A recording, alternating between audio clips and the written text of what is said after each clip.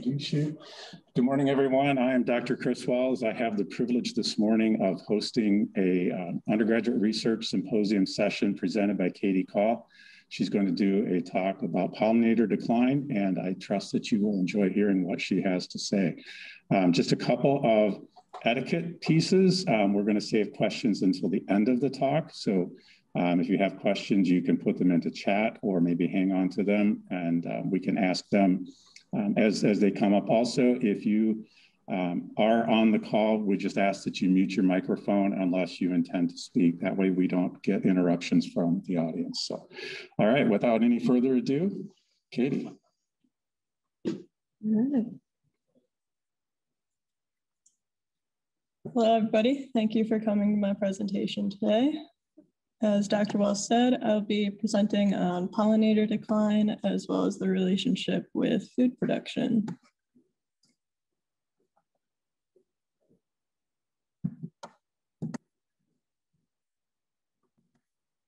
All right, so the name of my presentation is Foraging for Food, the Fall of the Pollinators.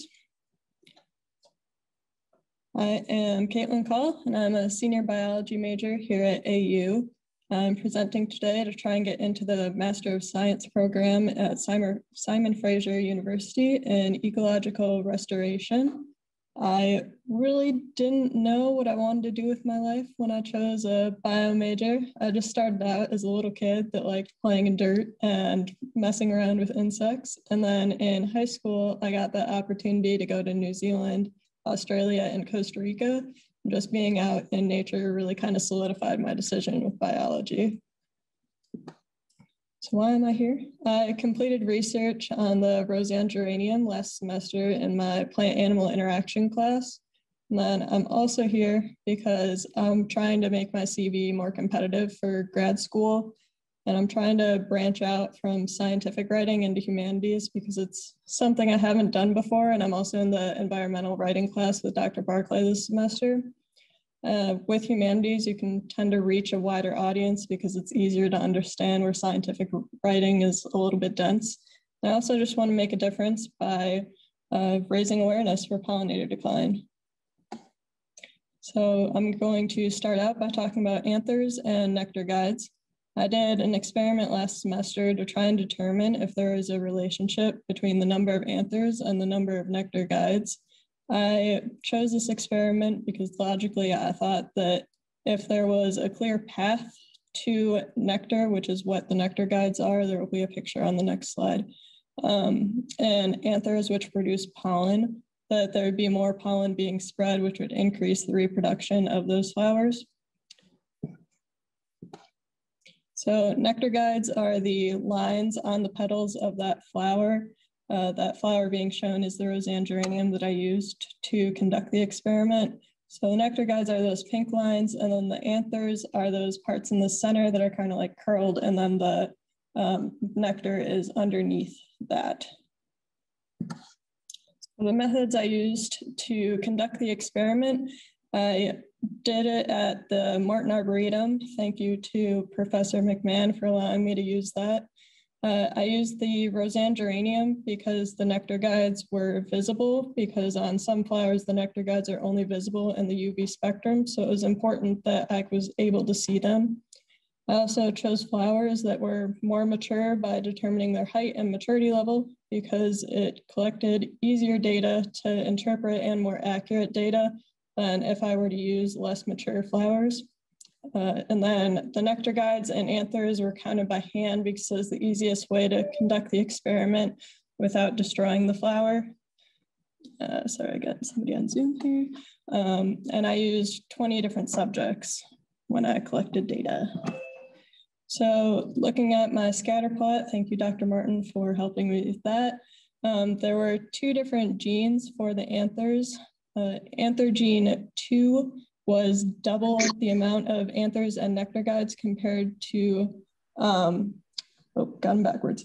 The green were double, the yellow were kind of a standard of 5-ish anthers to 40-ish nectar guides. The green had an R value of 0.16 and the yellow had an R value of 0.05. So I want to give a quick breakdown of flower anatomy. The pistil is that purple part in the center that I have circled. That is where the insects have to go to feed on the nectar. And then the nectaries, which are highlighted in yellow, are where that nectar is actually made. So to talk about pollination, you first need to know how it works. The purpose of pollination is for reproduction. And then for it to work, you have to have pollen from the anthers, which are the male part highlighted in blue, be transferred to the stigma, which is the female part that is highlighted in pink. So what are pollinators? They're an insect, animal, or plant that aids in the movement of pollen. Plants can be wind or water pollinated. For this presentation, we'll be focusing mainly on insects. So some of those pollinators are bees, birds, butterflies, bats, as well as some mammals. So what are the causes for decline? The main one is habitat loss due to increased industrialization. And then there's also a colony collapse disorder that is becoming a more frequent issue, which is where all of the worker bees suddenly disappear and the queen is left to raise the young, and then she doesn't really know how to do that, so the entire colony just collapses because there's no worker bees. And then pesticides, especially neonicotinoids, which are a new form of pesticide that's highly toxic that kills the pollinators when they come in contact with it. And it's not just that it's being sprayed on plants, it's also washing into soil and waterways, so it's continuing to spread. Climate change is also an issue because with the warming temperatures, the flowers are blooming earlier in the season and pollinators take time to mature. So by the time the pollinators are mature enough to begin foraging, blooming season has already occurred and there's not food left for them. And then non-native species as well, mainly in plants because the non-native species are taking up the space of native species. So the non-native species can't be used for reproduction or food for those pollinators. So pollinator decline is an issue because over 80% of the world's flowering plants require a pollinator to reproduce, according to the US Forest Service. Without pollinators, the terrestrial ecosystems on Earth collapse, which leaves the human race without food most of the time. And then in 1 year, 40% of honeybee colonies collapsed, according to a study that was done by the Natural Resource Defense Council, which is mainly that colony collapse disorder that I mentioned earlier. So looking at this graph, you're looking at honey producing bee colonies. In 1972, there were 4.1 million colonies that were producing honey. And then by 2014, the number had dropped to 2.7 million. So the colonies are just continuing to collapse because they're no longer producing honey because there's less colonies. So if we're looking at legislation, there's been several states that have passed legislation to protect pollinators as well as their habitats. However, Illinois was only included in one of those acts, which was to protect and restore the habitats of pollinators. And it wasn't a real sound pass of legislation because the act only suggested that planting native plants for pollinators was the best method, and it really wasn't required. When we're looking at the states, the purple states are the states that have passed legislation for pollinators, and the gray states are states that have not passed any legislation for pollinators. So I wanted to look at the states that have not passed any legislation. I wanted to know why that was. So I looked at the top 15 states with the highest agricultural output. Kansas was listed as number 7, Wisconsin was listed as number 8, Missouri number 11, South Dakota number 13, and Arkansas was number 15.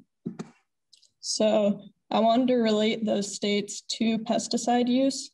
So 3 out of those 5 top 15 states were also the top pesticide users, which was not surprising that they haven't passed any legislation because pesticides are not being switched over to a different source because they're looked at as not economically advantageous. So when we're looking at pollinators and food production, Between $235 and $577 billion worth of our annual food production relies on the direct contribution of pollinators. Pollinators are responsible for 35% of our global food production, which is a pretty high amount. So if we lose those pollinators, we're going to lose a lot of our global food production. And 40% of the world's micronutrients within our produce, especially vitamin A, relies on pollinators. And a third of our US agricultural output comes from pollinators. What can we do to help solve the decline of pollinators? The first one is plant native species so that we have food and reproduction sites. One of the main native species that you can plant right now is milkweed to support the monarch butterflies because they rely on those for reproduction and food for their young. Monarch butterflies won't mate or reproduce on any other plant besides that milkweed because the young need it to survive later in life. You can talk to your legislators to try and encourage them to pass more acts supporting pollinators and their habitats. We can stop pesticide use or switch to an alternative. In the long run, it is more economically advantageous to use more natural pesticides as opposed to those neonicotinoids. And then you can leave dead wood because pretty much all pollinators use that to overwinter and reproduce. I want to give thank yous to Dr. Barclay for sponsoring my project, Dr. Martin for helping me with my data analysis and visuals, especially that scatterplot graph that I showed earlier, Emmanuel Santa Martinez for giving me his time to give me an interview to enhance my content for this presentation, Professor Erin McMahon for allowing me to use the Arboretum for my research and instructing me last semester for my plant-animal interaction class, because without her, I wouldn't even be able to give this presentation because the research wouldn't have gotten done. That's my sources. And at this time, I'll take any questions that anybody has. Thank you for listening to my presentation today.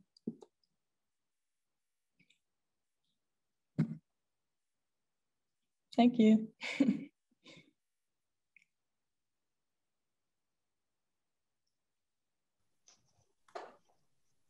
I have a question, Katie. Go for it.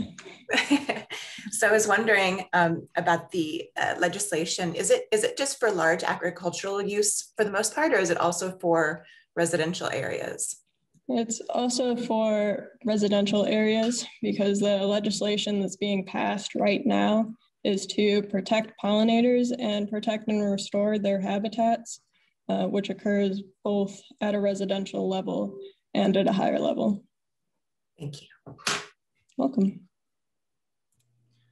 Quick question for you, Katie. What was the one surprising tidbit or fact that you learned in your research? The main one that I learned was that legislation, the lack of it in Illinois, as well as finding those two different anther genes. I wouldn't have really guessed that there were two different ones when I was looking at that scatterplot originally.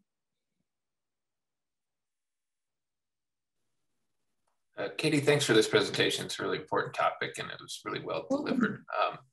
I'm curious, at the beginning of the presentation, you said that as you're thinking about grad school and such, you're interested in moving into sort of a humanities direction in terms of reaching more people and telling stories about these really important topics. And there's a film that I watched maybe a year ago called The Pollinators, and you might have seen it. But what kind of blew my mind when I was watching it was that, I mean, I guess I expected at some level because so much of nature is sort of curated by humans at this point, but there's a whole industry of people who rent bees and move them around, and farmers spend hundreds of thousands of dollars to have bees delivered. And just the scale of it was remarkable, and how that story was told was really fascinating.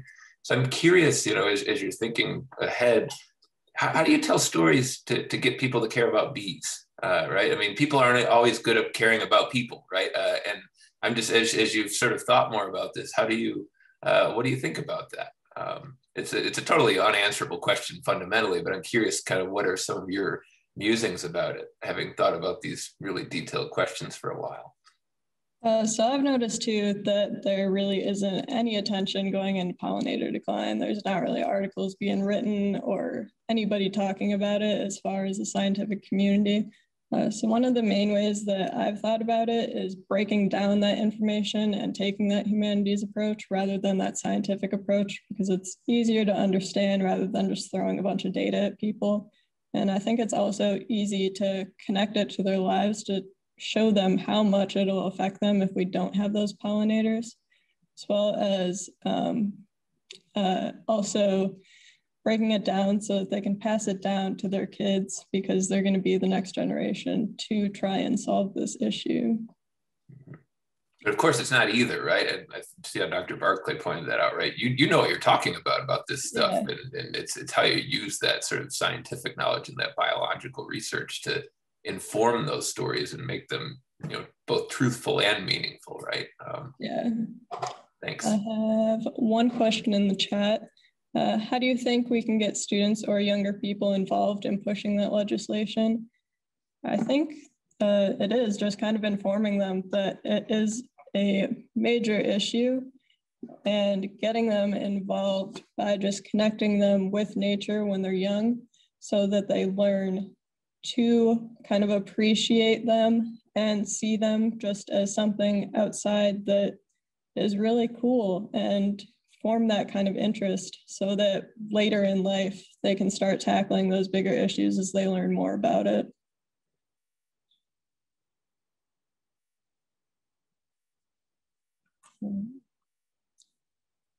You are welcome. Dr. Barclay also says op-eds, letter writing, public engagement at city levels.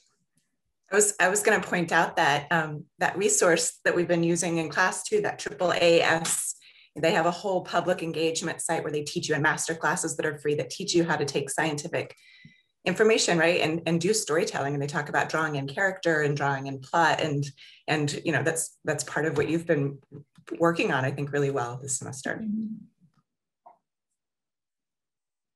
Hey, Katie, great presentation. Thank you. I was curious about your solutions to pesticide use. Like you said, you use more natural pesticides. Are those still using a bunch of chemicals, or what do you mean by natural? Those natural pesticides are things that are already in the environment. So using things from kitchens, such as like chili powder, to try and like deter insects that don't necessarily like that. Or in the plant-animal interaction class, we also learned about releasing certain wasps that kind of act as parasites for those insects that attack the pollinators as well. Oh, so from Dr. Chen, is there any study that shows food production won't decline if we don't use pesticides in agriculture? I did not personally look for them, but I'm sure that there are some out there, because pesticides are one of those leading causes that are killing the pollinators right now because of that contact and the spread of those pesticides. So if we continue to kill pollinators, there is going to be a decline in food production.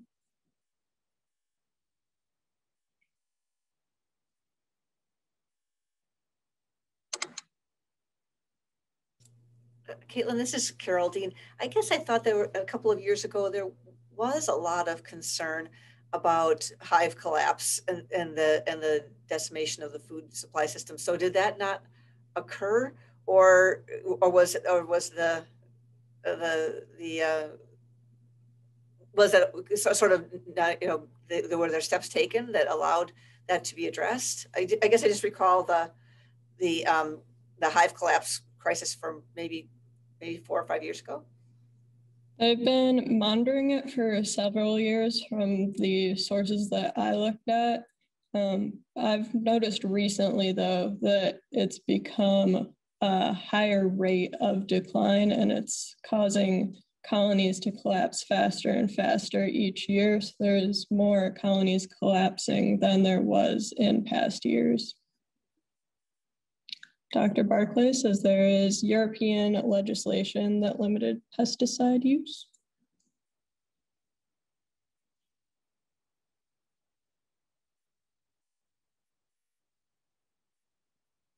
Do you have any other questions?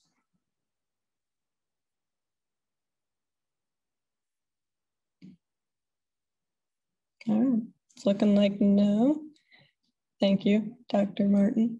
So thank you for coming to my presentation today. Thank you for asking all of those questions. I'm glad that I was able to talk to you guys today about pollinator decline and address that issue.